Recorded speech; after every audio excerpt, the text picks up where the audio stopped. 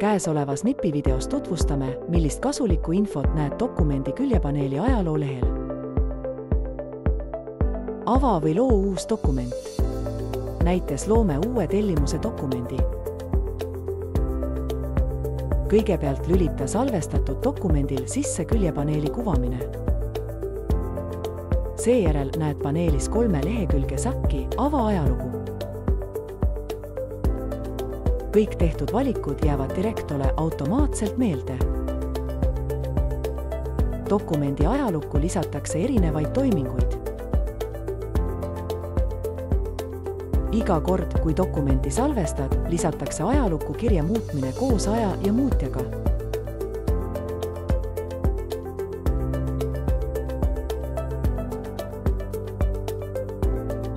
Kui lood dokumendilt järgdokumendi, näiteks tellimuselt laolähetuse, siis kuvatakse loodud dokumendi ajaloos ka kirje, kust see loodi.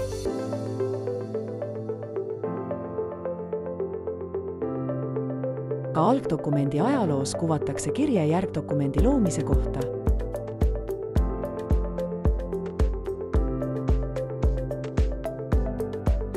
Kirje lisatakse ka dokumendi trükkimise kohta ja koos infoga, millist väljatrükkimalli kasutati.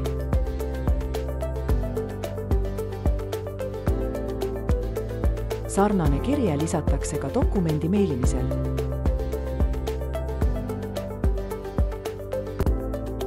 Dokumendi kinnitamisel lisatakse kirje kinnitamise kohta.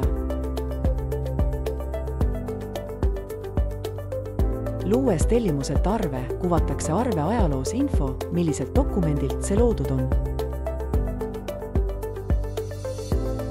Arve kinnitamisel lisatakse ka e-arve saatmise kirje.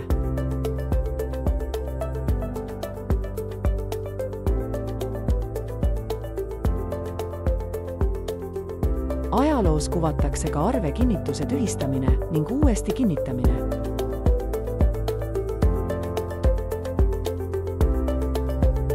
Kui lood dokumendi koopiat tehes, siis näed, millist dokumenti kopeerides see loodi.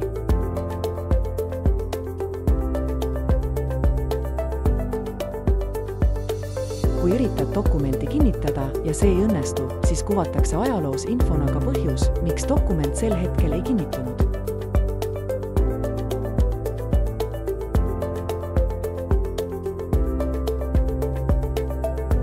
Kui teed muudatusi juba kinnitatud dokumendil, siis näed kirjad ka selle kohta.